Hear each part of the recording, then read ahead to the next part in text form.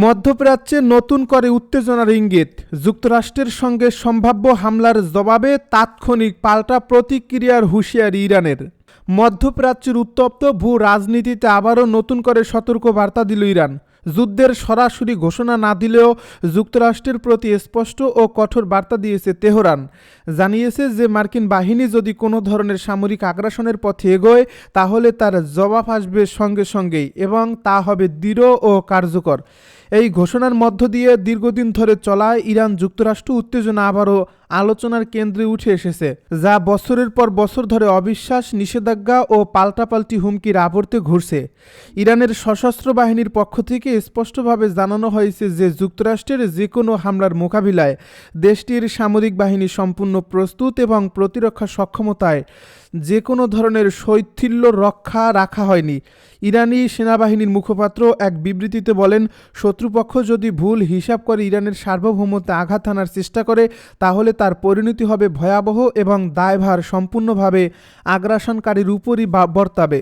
তার এই ভাষায় ইরানের প্রতিরক্ষা ব্যবস্থা এবং সামরিক প্রস্তুতি এমন পর্যায়ে পৌঁছেছে যেখানে তাৎক্ষণিক প্রতিক্রিয়া জানাতে কোনো ঘাটতি থাকবে না। তিনি অতীতের অভিজ্ঞতার কথা উল্লেখ করে বলেন, 12 দিনের যুদ্ধ ইরানকে শিখিয়েছে যে শত্রুকে সময় দেওয়া কোনোভাবেই গ্রহণযোগ্য নয়।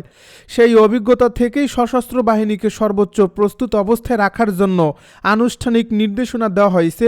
এমন এক সময় এই সতর্কবার্তা এলো যখন মার্কিন প্রেসিডেন্ট ডোনাল্ড ট্রাম্পের সম্ভাব্য সামরিক হামলার হুমকি এবং পারস্য উপসাগরের কাছে যুক্তরাষ্ট্রের যুদ্ধজাহাজ ও সামরিক বহর মোতায়েন নতুন করে উদ্বেগ বাড়িয়েছে। ইরানি সামরিক কর্মকর্তা আক্রিমিনিয়া বলেন, দীর্ঘদিন ধরেই এই অঞ্চলে যুক্তরাষ্ট্র একটি নির্দিষ্ট নীতির ধারা অনুসরণ করে আসছে, যার মধ্যে রয়েছে কঠোর অর্থনৈতিক নিষেধাজ্ঞা, সাংস্কৃতিক ও রাজনৈতিক চাপ এবং ইরানের বিরুদ্ধে সর্বোচ্চ চাপ প্রয়োগের কৌশল। তিনি একে সরাসরি হাইব্রিড যুদ্ধের অংশ হিসেবে আখ্যা দেন, যেখানে সামরিক শক্তির পাশাপাশি অর্থনীতি, গণমাধ্যম এবং কূটনৈতিক চাপকেও অস্ত্র হিসাবে ব্যবহার করা হয়। যুক্তরাষ্ট্রের সামরিক হামলার সম্ভাবনাকে পুরোপুরি উড়িয়ে না দিয়ে তিনি সতর্ক করে বলেন, যদি সংঘাত শুরু হয় তবে ইরানের জবাব যুক্তরাষ্ট্রের জন্য কাম্য নাও হতে পারে, কারণ এই অঞ্চলে অবস্থিত মার্কিন সামরিক ঘাঁটিগুলো ইরানের আধুনিক ক্ষেপণাস্ত্র, ড্রোন এবং আধা ভারী অস্ত্রের আওতায় রয়েছে। সংঘাত ছড়িয়ে পড়লে শুধু একটি দেশই নয়, পুরো মধ্যপ্রাচ্যই ইরানের ক্ষেপণাস্ত্র ও ড্রোনের পাল্লার মধ্যে চলে আসবে বলে হুঁশিয়ারি দেন তিনি।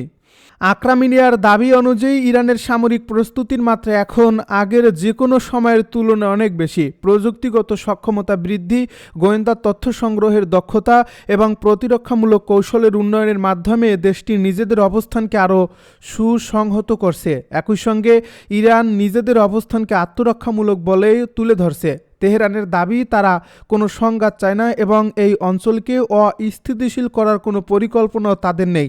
তবে হুমকি বা সরাসরি আক্রমণের মুখে নীরব থাকার প্রশ্নই ওঠে না।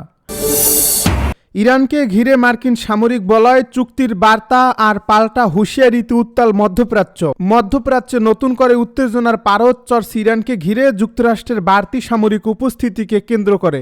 উপসাগরীয় অঞ্চল, লোহিত সাগর ও আশপাশের গুরুত্বপূর্ণ সামরিক ঘাঁটিতে মার্কিন বাহিনীর সক্রিয় তৎপরতা গোটা অঞ্চলে সংঘাতের আশঙ্কা বাড়িয়ে দিয়েছে। এমন বাস্তবতায় মার্কিন প্রেসিডেন্ট ডোনাল্ড ট্রাম্প দাবি করেছেন, ইরান এখন পারমাণবিক চুক্তির পথে ফিরতে চায় এবং আলোচনায় আগ্রহী।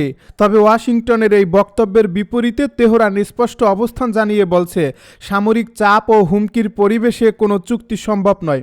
ইরানের ভাষ্য অনুযায়ী তারা সংঘাত চায় না এবং আঞ্চলিক স্থিতিশীলতা বজায় রাখতে সমমর্যাদা ও পারস্পরিক সম্মানের ভিত্তিতে আলোচনায় বসতে প্রস্তুত। কিন্তু নিজেদের প্রতিরক্ষা সক্ষমতা ও ক্ষেপণাস্ত্র কর্মসূচি কোনোভাবেই আলোচনার টেবিলে তোলা হবে না।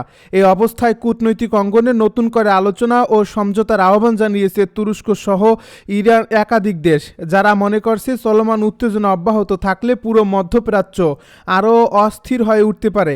ইরানকে ঘিরে যুক্তরাষ্ট্রের সামরিক শক্তি প্রদর্শন ইতিমধ্যেই চোখে পড়ার মতো মাত্রায় পৌঁছেছে। উপসাগরীয় অঞ্চলে বিমানবাহী রণতরী ইউএসএস আব্রাহাম লিঙ্কনের উপস্থিতির পাশাপাশি ওয়াশিংটনে মোতায়েন করছে ইউএসএস ডেল বা ডি ব্ল্যাক নামের একটি আধুনিক ডেস্ট্রয়ার।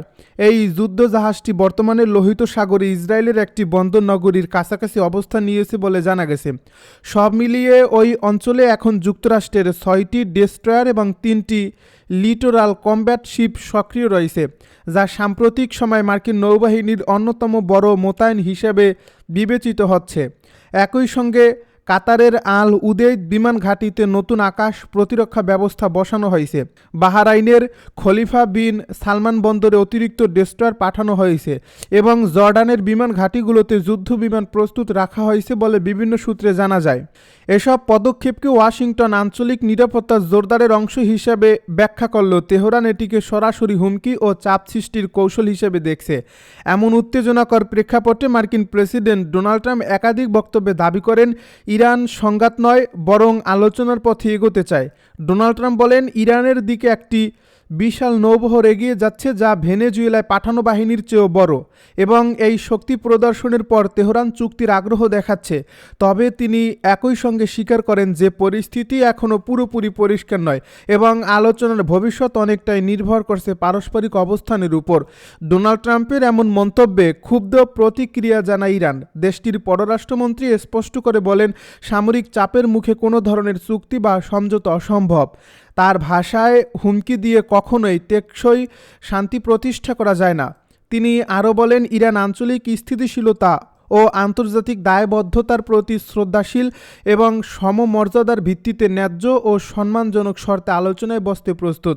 তবে ইরানের প্রতিরক্ষা সক্ষমতা, বিশেষ করে ক্ষেপণাস্ত্র কর্মসূচি, কোনোভাবেই আলোচনার বিষয় হবে না বলে তিনি পরিষ্কার করে দেন। একই সঙ্গে তিনি হুঁশিয়ারি দিয়ে বলেন, যে কোনো ধরনের হুমকি মোকাবিলায় ইরানের সশস্ত্র বাহিনী সম্পূর্ণভাবে প্রস্তুত রয়েছে এবং দেশের সার্বভৌমত্ব রক্ষায় তারা প্রয়োজনীয় সব পদক্ষেপ নেবে। বিশ্লেষকদের মতে ইরান ও যুক্তরাষ্ট্রের এই পাল্টাপাল্টি অবস্থান মধ্যপ্রাচ্যের ভূ রাজনীতিকে আরও জটিল করে তুলছে।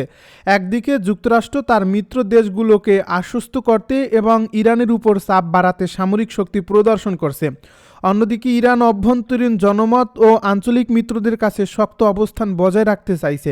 এই টানাপোড়েনের মধ্যে ভুল বোঝাবুঝি বা অনাকাঙ্ক্ষিত কোনো ঘটনার আশঙ্কা উড়িয়ে দিচ্ছেন না নিরাপত্তা বিশ্লেষকেরা। বিশেষ করে উপসাগরীয় অঞ্চলের ব্যস্ত নৌপথ ও আকাশসীমায় একাধিক শক্তিশালী বাহিনীর উপস্থিতি পরিস্থিতিকে আরও সংবেদনশীল করে তুলছে। এমন পরিস্থিতিতে কূটনৈতিক উদ্যোগের গুরুত্ব বাড়ছে বলে মনে করছেন আন্তর্জাতিক সম্পর্ক বিশেষজ্ঞরা। এই প্রেক্ষাপটে তুরস্কের পররাষ্ট্রমন্ত্রী হাকান ফিদান দুই পক্ষকে সংযম দেখানো এবং আলোচনার টেবিলে ফেরার আহ্বান জানিয়েছেন। তিনি বলেন, কূটনৈতিক প্রচেষ্টাই একমাত্র পথ যার মাধ্যমে এই উত্তেজনা প্রশমিত করা সম্ভব। তুরস্ক আশা করছে পারস্পরিক এই আলোচনা ও আস্থা গঠনের মাধ্যমে মধ্যপ্রাচ্যে স্থিতিশীলতা ফিরিয়ে আনা যাবে এবং বড় ধরনের সংঘাত এড়ানো সম্ভব। একই ধরনের আহ্বান জানিয়ে ইউরোপীয় কয়েকটি দেশও, যারা মনে করছে ইরান পারমাণবিক ইস্যুতে কূটনৈতিক সমাধান এখনও সম্ভব যদি উভয় পক্ষ বাস্তববাদী ও নমনীয় অবস্থান নেয়। তবে বাস্তবতা হলো, বর্তমান পরিস্থিতিতে উভয় পক্ষই নিজেদের অবস্থানে অনড়। যুক্তরাষ্ট্র বলছে তারা আলোচনার দরজা খোলা রেখেছে, কিন্তু ইরানকে তাদের কর্মসূচি নিয়ে স্বচ্ছতা দেখাতে হবে। অপরদিকে ইরান বলছে, সম্মান ও সমমর্যাদা ছাড়া কোনো আলোচনায় ফলপ্রসূ হতে পারে না।